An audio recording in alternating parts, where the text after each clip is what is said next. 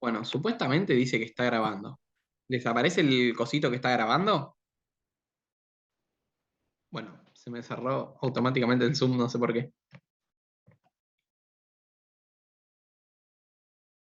¿Me ven? ¿Me ven? ¿Me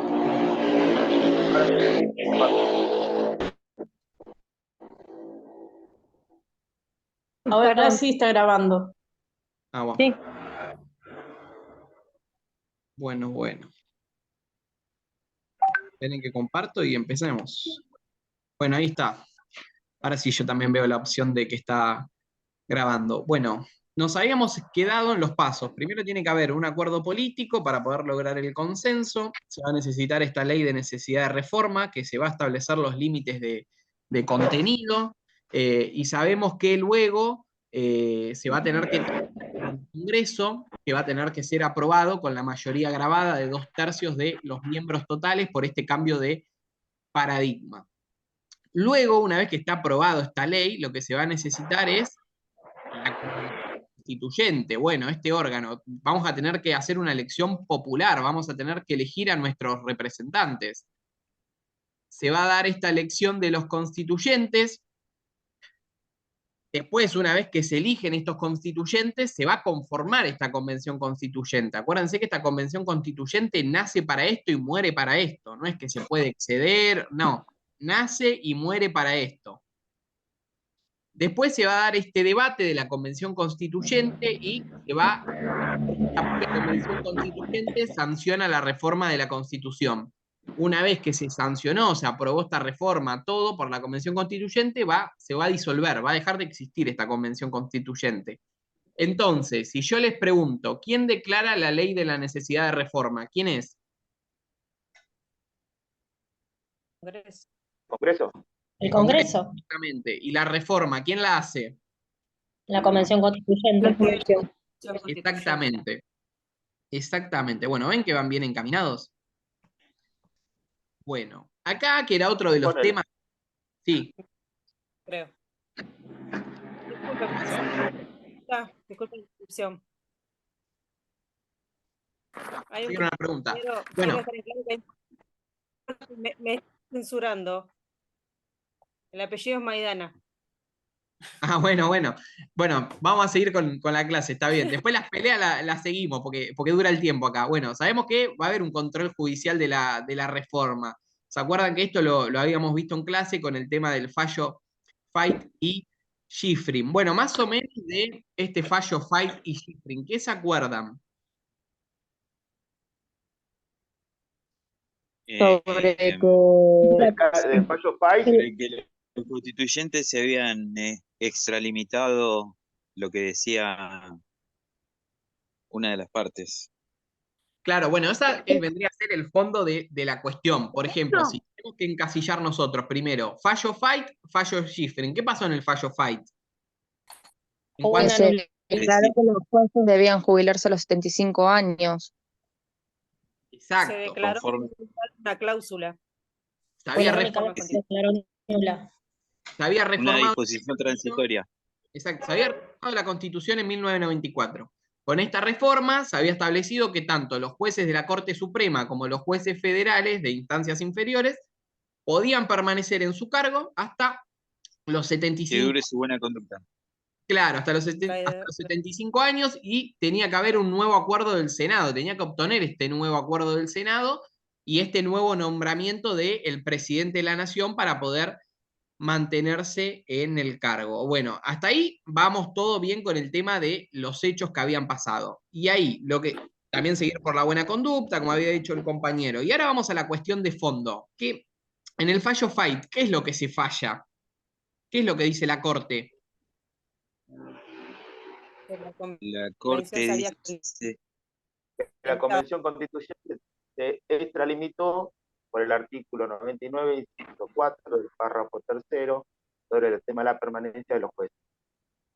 Exacto, o sea, la Corte lo que había dicho era que la Constitución, la Convención Constituyente se había ido por sus límites y sus facultades y había tratado un tema que no estaba establecido en este núcleo de competencias básicas, que es extralimitado, que este artículo era el 110 de la Constitución, que lo leo textualmente, que dice que los jueces conservarán su empleo mientras dure su buena conducta. Entonces habían ido en contra de ese artículo.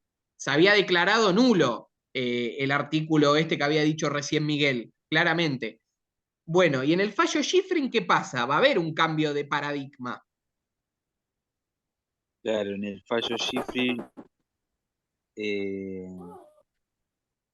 En el caso de Schifrin, hace adopta el el mismo reclamo claro, que hace FAIS en base al mismo artículo, pero lo que tenemos que tener en cuenta acá que el fallo FAIS se emitió en el año 2007, donde ya la ley suprema ya estaba en esa. estaba en plena vigencia.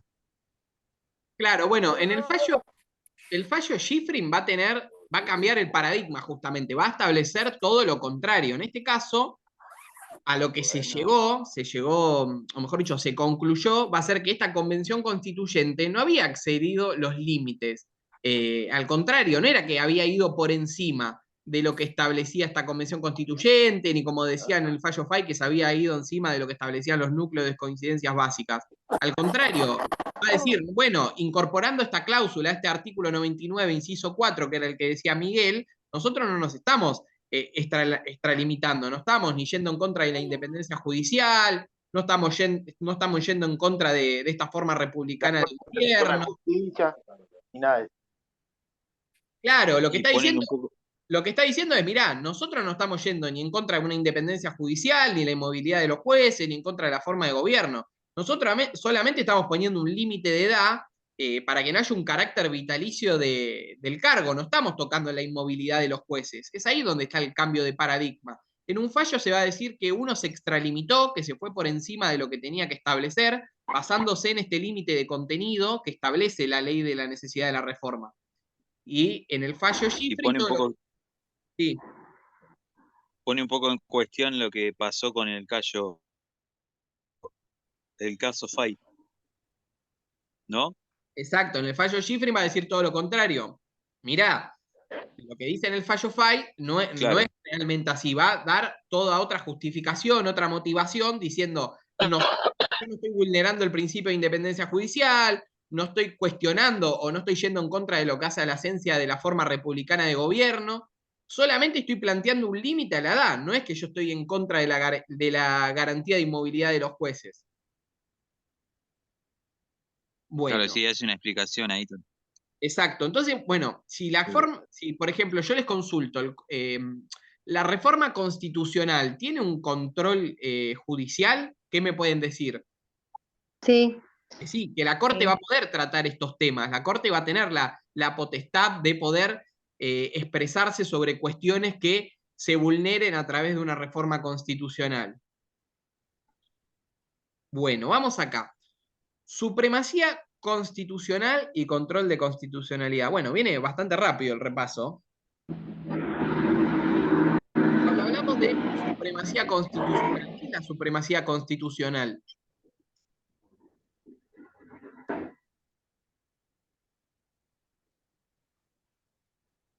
El bloque ¿Qué? constitucional. No escuché, ¿eh? ¿Qué es la supremacía constitucional? Tiene que ver un poco con el tema de la subordinación. Tienen que estar subordinadas a la Constitución Nacional las demás leyes inferiores. Es el máximo orden de nuestro ordenamiento. Claro. Es una doctrina jurídica donde toma la Constitución como pilar. ¿Puede ser?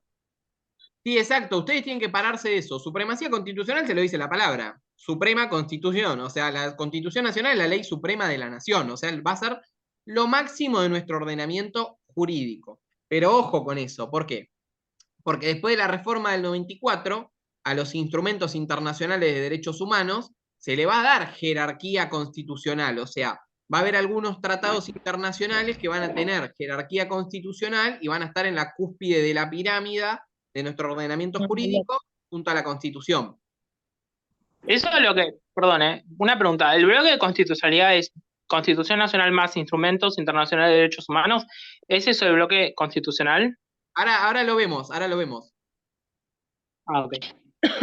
Bueno, entonces, haciendo esta introducción, sabemos que la Constitución Nacional va a ser la ley suprema, es lo máximo. Tras la reforma del 94, se va a agregar también a esta cúspide de la pirámide, a lo más arriba, a los instrumentos internacionales de derechos humanos.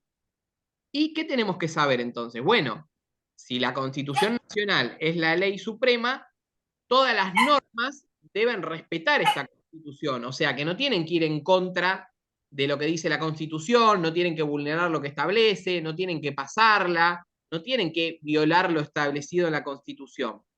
Por lo tanto, si hay una norma inferior, o sea, una norma, por ejemplo, una ordenanza municipal que vaya en contra de lo que establece la Constitución, se tiene que declarar inconstitucional. Exacto. Para saber si una norma que es inferior va en contra de la Constitución, se debe realizar, se debe hacer este control de constitucionalidad. Y después la otra figura que existe va a ser la del control de convencionalidad. ¿Qué es el control de convencionalidad? Si el control de constitucionalidad es ver si no se va en contra de la Constitución, el de convencionalidad, ¿qué va a hacer? ¿Qué va a tratar? Si no va en contra Convención de los derechos humanos. Lo acordado Exacto. en La la definición Convención es simple. Interamericana. Exacto, la definición es simple. Lo que va a hacer este control de convencionalidad es ver que no se vaya en contra de los derechos humanos, en contra de la Convención de los Derechos Humanos, exactamente, en contra de lo que dicen estos tratados internacionales de derechos humanos con jerarquía constitucional. Son dos herramientas. Y acá vamos un poco, que esto lo van a hacer ustedes, de lo que es el ordenamiento jurídico argentino. Si le tienen que explicar al compañero qué es el bloque federal, ¿ustedes qué dirían? El bloque federal es la Constitución y el bloque de constitucionalidad. O sea, la Constitución y los del 75, inciso 12. Entonces tenemos, decían 75, ustedes, inciso 2. 75, inciso 12. Pero está, derecho federal. Las leyes federales del Congreso, los instrumentos internacionales que no tienen jerarquía constitucional, la Constitución y los instrumentos con jerarquía constitucional. Exacto. Entonces, ustedes, porque ahora vamos a hacer un casito práctico en vivo, como corresponde, y ya les adelanto que sin querer se me borró el otro de principio de legalidad, pero no importa, lo hacemos todo casero. Primero vamos a tener en cuenta esta pirámide. Ordenamiento jurídico argentino. O sea, si nosotros vamos a encarar un caso, lo primero que vamos a tener que tener en cuenta es esto. ¿Qué es lo máximo que tenemos? La Constitución. Listo. Ninguna norma puede ir en contra de la Constitución.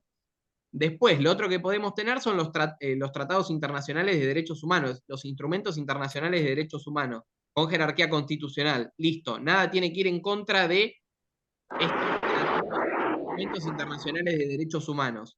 Y después vamos a tener, obviamente, tratados internacionales, instrumentos internacionales, que van a tener fuerza legal, pero que no son con jerarquía constitucional, o sea, van a tener cosas arriba.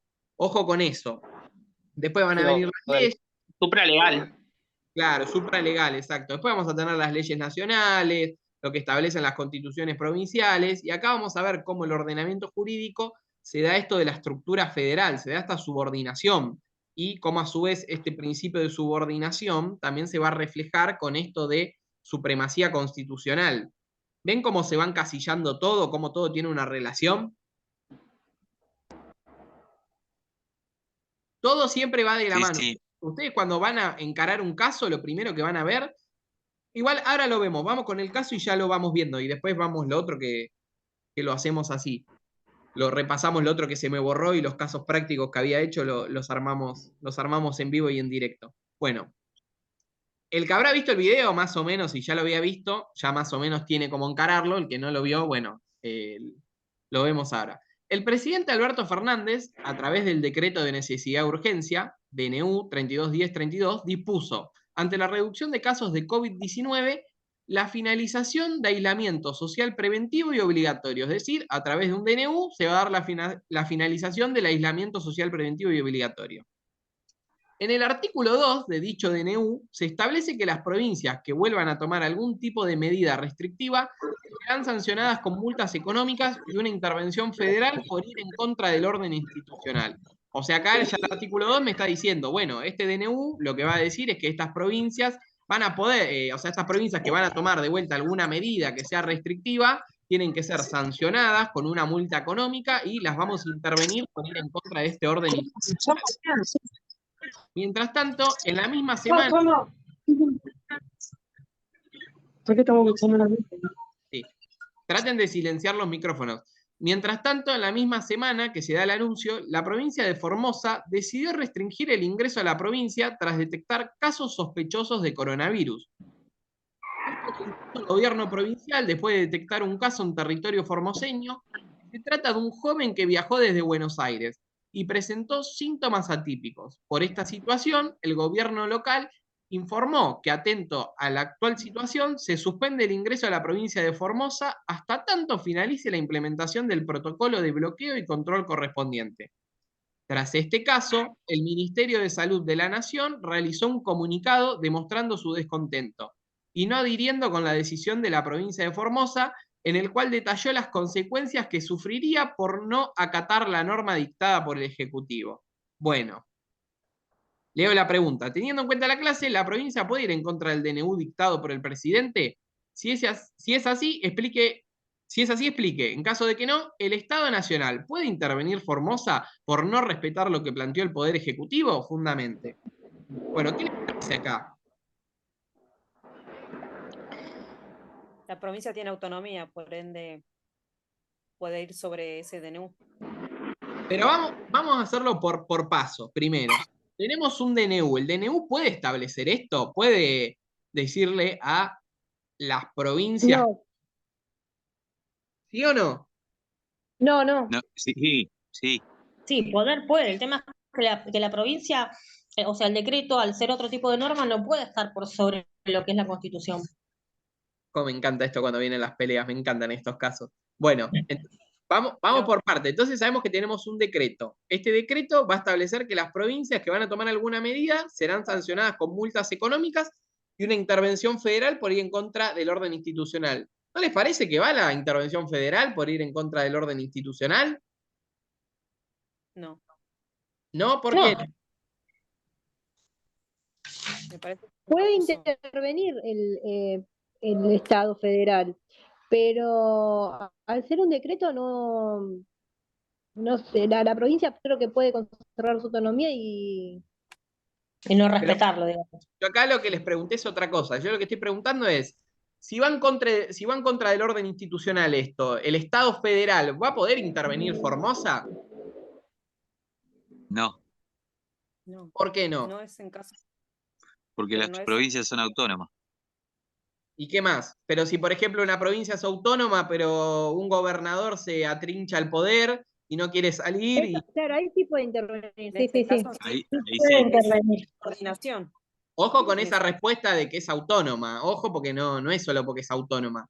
Hay que pensar como más amplio. O sea, está bien el tema de que es autónoma, pero ojo con eso, porque, por ejemplo, supongamos que un gobernador se atrinchera, no quiere salir, no respeta la forma republicana de gobierno.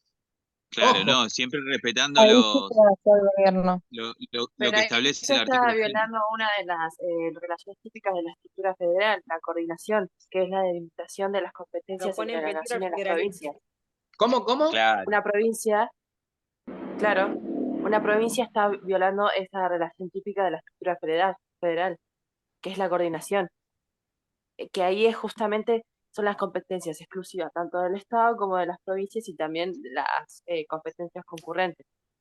Pará, a ver, vos lo que estás ¿Explico? diciendo acá, perdón, esperen. Vos lo que estás diciendo acá, Camila, es que Formosa no está respetando la coordinación. Exactamente. Bueno, un DNU no tiene coordinación. ¿Por qué? Porque es un decreto, lo hace el Ejecutivo. Acá no tiene nada que ver el Congreso. Pero es la relación de tanto de provincia con nación. No sé si me explico, por ahí Bueno, no entendí ¿hay mal. hay alguno que tenga algún otro tipo de duda y lo vamos desmenuzando todos juntos del caso? ¿Quién dice que la provincia puede ir en contra del DNU? Para mí puede ir en contra del DNU. Bueno, y después la otra. Y después, bueno, ¿y el Estado Nacional va a poder intervenir Formosa? ¿Hay alguno que esté de acuerdo que se puede intervenir Sí. Formosa por esto? Eso es conmoción interior.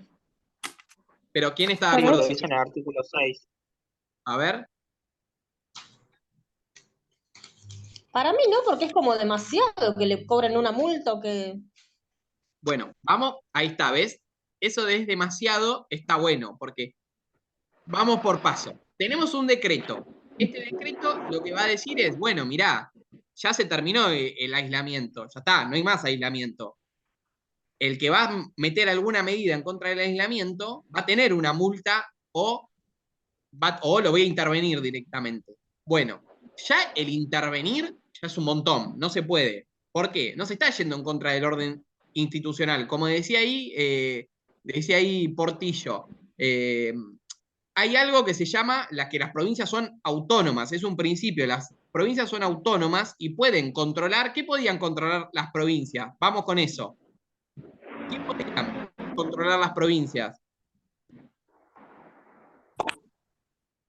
La educación, Instituciones, salud. asegurar la educación primaria, la administración la de educación justicia. primaria, la forma republicana de gobierno, ¿no?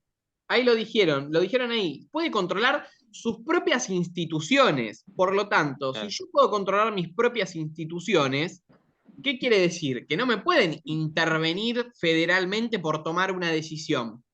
¿Se entiende? Claro. O sea, ya es muy excesivo, ya te está yendo en contra de te está yendo justamente en contra de estos principios republicanos, de esta forma de gobierno, vos si me intervenís.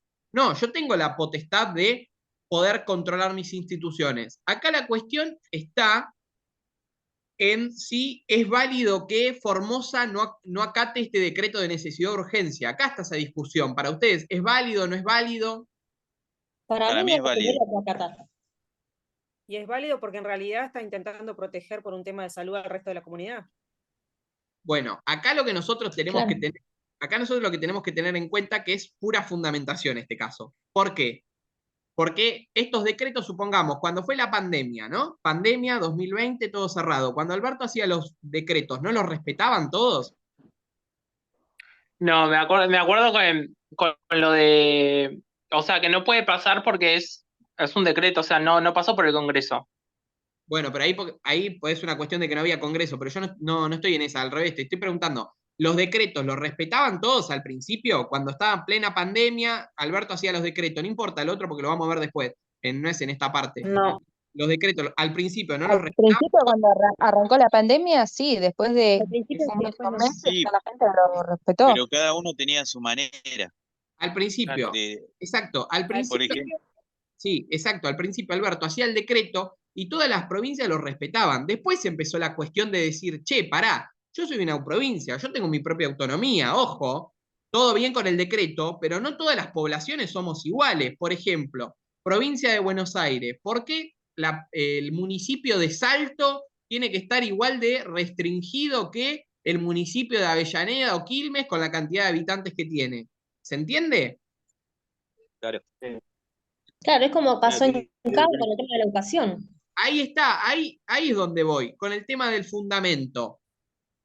Todas las cuestiones pueden ser justiciables, todas las cuestiones pueden tener un argumento. Si bien es cierto, si bien es obvio, si un presidente hace un decreto, la idea es que lo respeten todo, pero ojo con eso, porque todo es justiciable. Yo puedo argumentar que eso también me está afectando a mí. Por ejemplo, el caso de la Ciudad Autónoma de Buenos Aires. La provincia de Buenos Aires no tenía clases, la nación hace un decreto para que clases presenciales nuevamente. La justicia el gobierno de la Ciudad Autónoma de Buenos Aires va a decir, no, yo quiero tener clases presenciales. ¿Qué hace la Ciudad Autónoma de Buenos Aires? Va a ir a la justicia. Y la justicia va a fallar a favor de la Ciudad Autónoma de Buenos Aires. ¿Por qué? Porque la Ciudad Autónoma de Buenos Aires es autónoma, puede controlar sus instituciones. Por lo tanto, no es que está yendo en contra de este sistema republicano ni de la forma de gobierno. Está gobernando sus instituciones. Es más, lo tenemos acá, si no me equivoco, en los artículos, espere que lo busco y lo leemos porque está textual. Es lo que Acá, hablamos del poder de policía cuando chocan dos derechos. exacto, artículo 129, se reconoce la autonomía de cada. Artículo 123, supongamos que es el caso de un municipio, se garantiza la autonomía municipal. Por lo tanto, en este caso, sí se puede ir en contra de lo que establece el DNU. Se puede ir a la justicia y plantear este conflicto para decir que cada cual tiene su autonomía. ¿Se entendió? Perfecto. Bueno, ahora vamos a ver lo otro, que se me borró sin querer, perdón, que era lo de el principio de legalidad, el de proporcionalidad y el de igualdad. Lo vamos a ver y vamos a hacer dos casitos ahí para que son reales, para que veamos y ustedes me digan si les parecen que está bien o no y cómo aplicarían eso. Bueno, cuando hablamos de principio de legalidad, ¿qué es el principio de legalidad? Que todo, que todo, todo el mundo tiene derecho a ser representado en una defensa. No, esperen, vamos a empezar.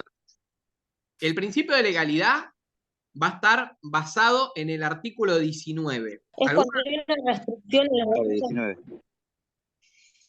Si habla de legalidad, Ninguna habitante será obligada a Habla lo que de los manda la derechos, ley. los artículos que están en la Constitución.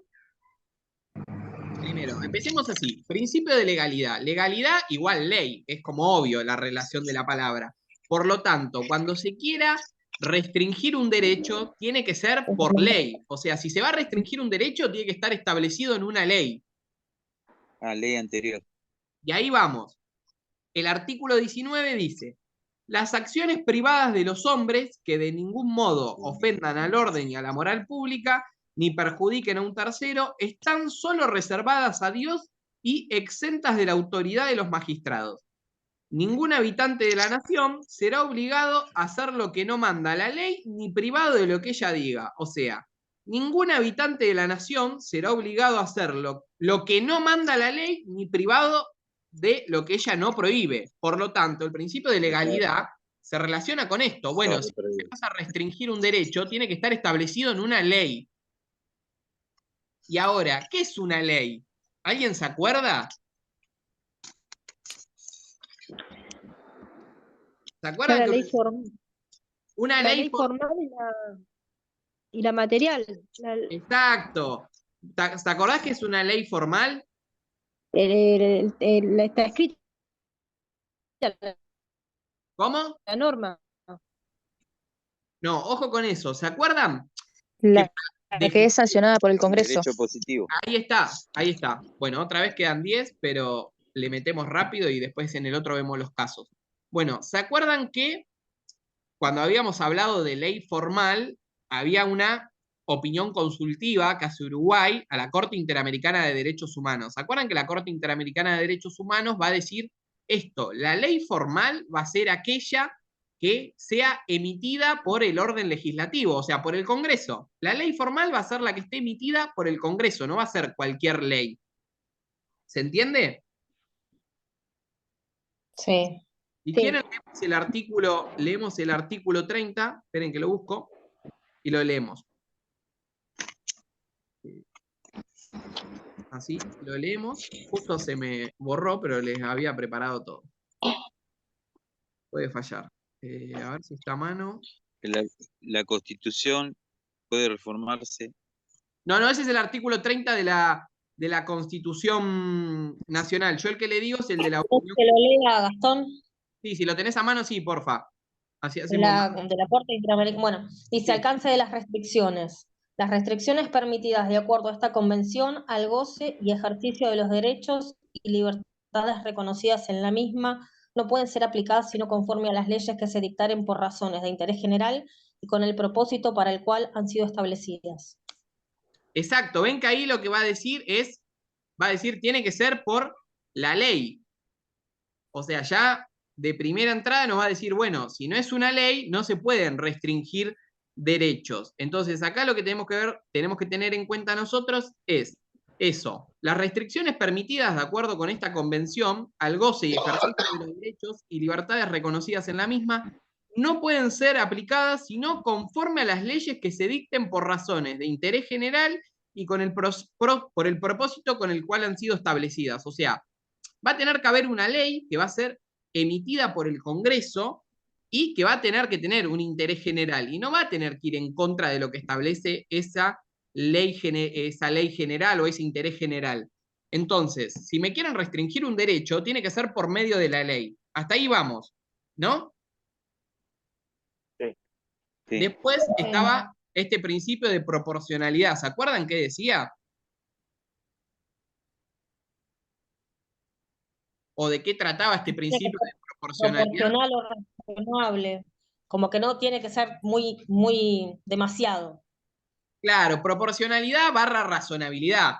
Lo que se buscaba era que, bueno, vos a mí me podés restringir con una norma, Un pero no derecho. tiene que ser abusiva, por así decirlo, tiene que ser razonable lo que diga, no tiene que ir, no se tiene que exceder con lo que establezca, o sea, la medida que se tome tiene que ser proporcional, no se tiene que abusar, no se tiene que ir más allá.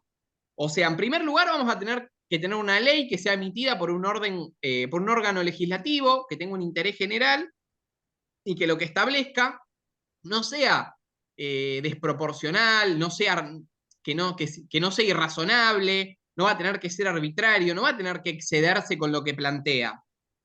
Y después, lo otro que tenemos que tener en cuenta es que también se puede buscar la manera de, si supongamos, nosotros encontramos que esta razonabilidad, esta proporcionalidad es como muy excesiva, se puede buscar cuando vemos un caso si podía haber medios que sean menos lesivos, medios alternativos, cuando vemos esto, decir, bueno, vos planteaste esto, ¿se puede ver de una manera más clara, más simple?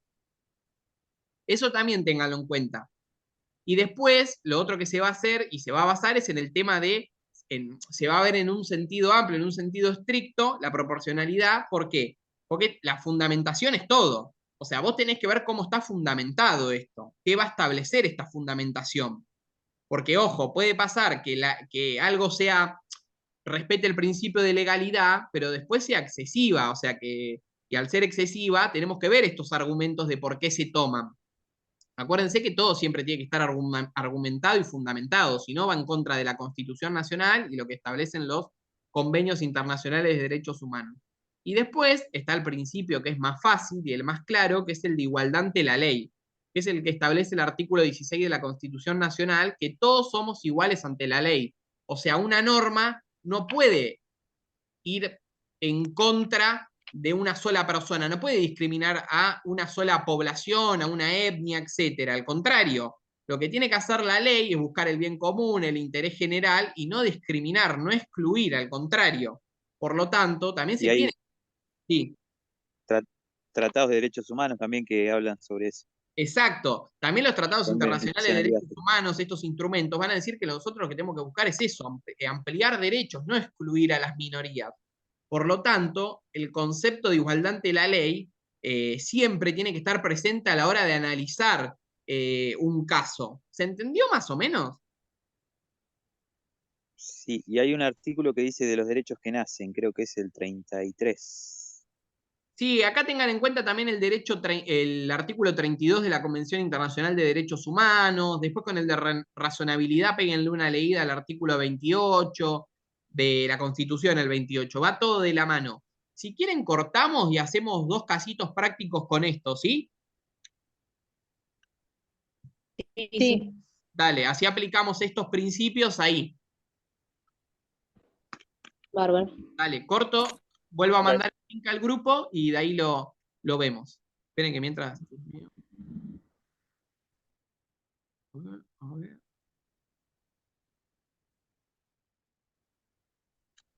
Lo paso al grupo.